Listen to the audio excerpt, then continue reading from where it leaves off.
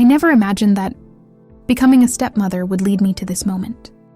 When I married Jake's father, I knew it wouldn't be easy, especially for Jake.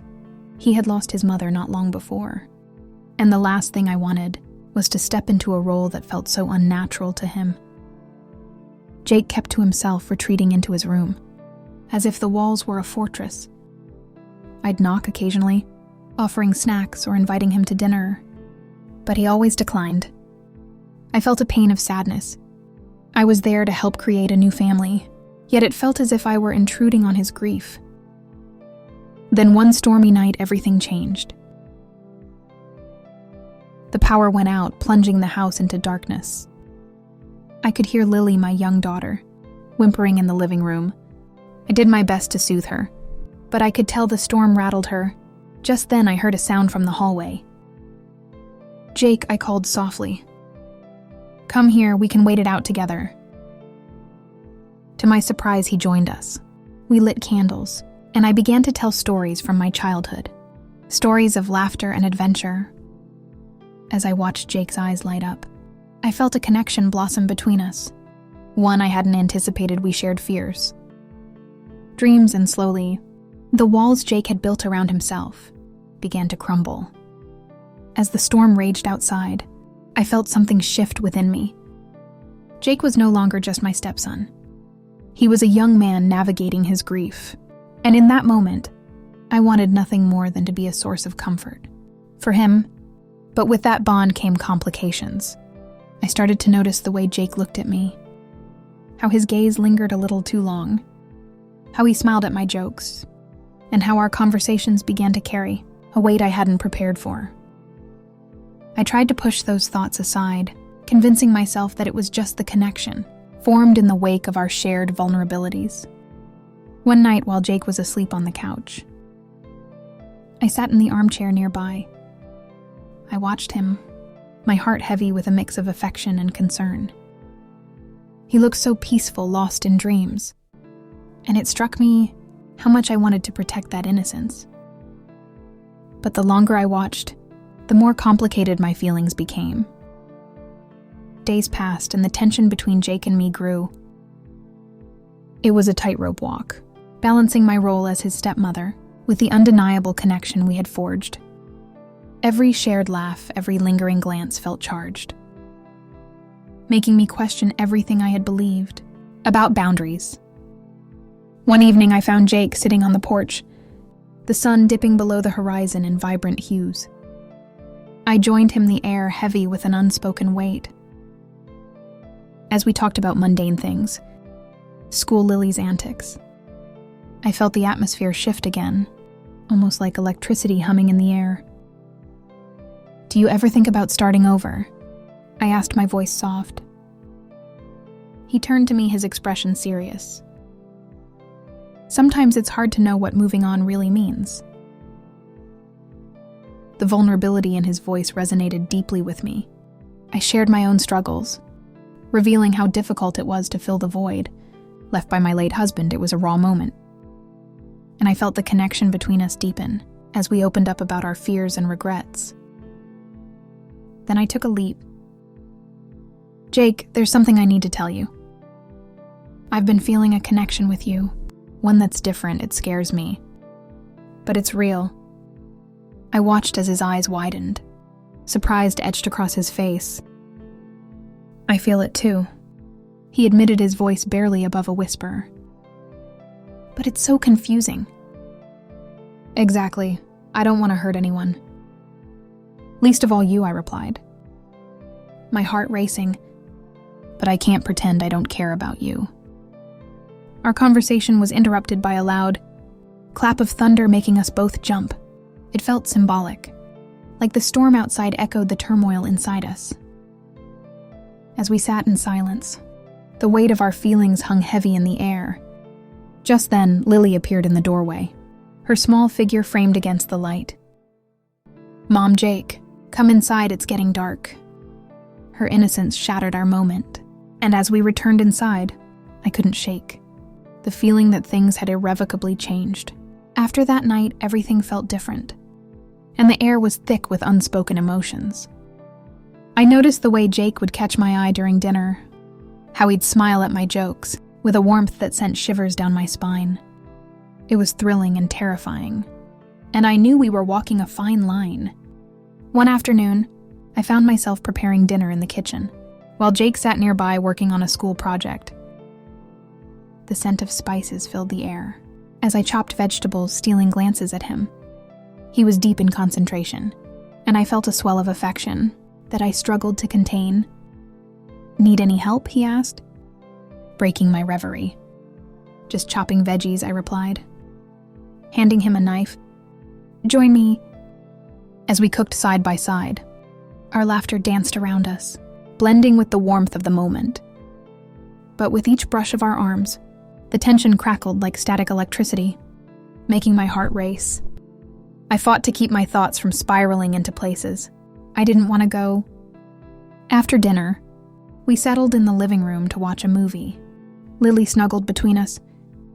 I could feel Jake's presence next to me, and each shared laugh felt loaded with meaning. The flickering screen illuminated his features, highlighting the confusion and longing that flickered in his eyes. Halfway through, Jake leaned closer and our shoulders touched. My breath hitched as our eyes met, and I felt a pull toward him that was almost magnetic. Just then, a flash of lightning illuminated the room, and Jake turned to me, his expression a mix of excitement and uncertainty. "Can we talk?" he whispered, his voice low. I nodded, my heart pounding, as we stepped outside onto the porch.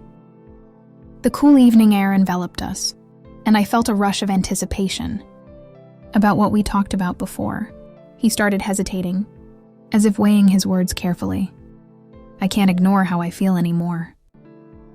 I felt a thrill at his admission, but I knew we had to tread carefully. "I feel it too, Jake, but we need to be cautious. We can't let this affect Lily or your dad." He looked down, clearly grappling with the weight of our situation. What if this connection is something meaningful? Something that helps us both heal? I felt a lump form in my throat. It could be, but we have to be responsible about it. I don't want to hurt anyone. I care about you, but we have to define what this means. Just then, Lily appeared at the door, calling us back inside. The moment shattered. And as I watched Jake pull away, I felt a pain of regret. We had so much to navigate. And I could sense the fragile balance we were trying to maintain. As the days turned into a blur of laughter, awkward silences and fleeting glances, I could no longer deny the gravity of my feelings. For Jake, our conversations, once innocent now, carried an undercurrent that was impossible to ignore. Each moment we shared felt significant, filled with a depth that left me both exhilarated and terrified. One afternoon, I invited Jake for a walk in the nearby park, hoping the fresh air might help us find clarity. The sunlight filtered through the trees, casting a golden hue around us. As we strolled, I could feel the tension between us building, like a tightly wound spring waiting to snap. "Clara," Jake began, his voice steady but filled with emotion. "I've been thinking about what we talked about. The connection we have, it's not just something to brush aside. Is it?" I took a deep breath, my heart racing. "No, it's not. But we need to be careful. There's so much at stake, your dad, Lily. I don't want to hurt anyone." He nodded, the weight of my words sinking in. "I get that, but what if this connection is exactly what we both need? What if it's meant to help us heal?" His sincerity struck a chord within me. I felt my own vulnerability surfacing. "I want to explore this, but I need to know we're on the same page. We can't let things get out of control." Jake stepped closer, his gaze locking onto mine. "Let's take it slow, no secrets. Just honesty. We can figure this out together." Relief washed over me. I could feel the tension easing, replaced by the hope of a cautious path forward. One step at a time, I agreed, my voice soft. As we returned home, I felt lighter, like a weight had been lifted. We had a plan, an understanding that could help us navigate This complicated relationship. That night I lay in bed, thoughts swirling around me. I thought of my late husband, of Jake's mother, and of the delicate balance we were trying to maintain. A few days later, I found myself awake in the early hours, the house still quiet. I tiptoed to the living room thinking to grab a book. As I walked past Jake's room, I noticed his door slightly. Ajar, a soft glow of light spilled out, and curiosity drew me closer. I gently knocked and Jake's voice came through. "Come in." He was sitting up in bed reading.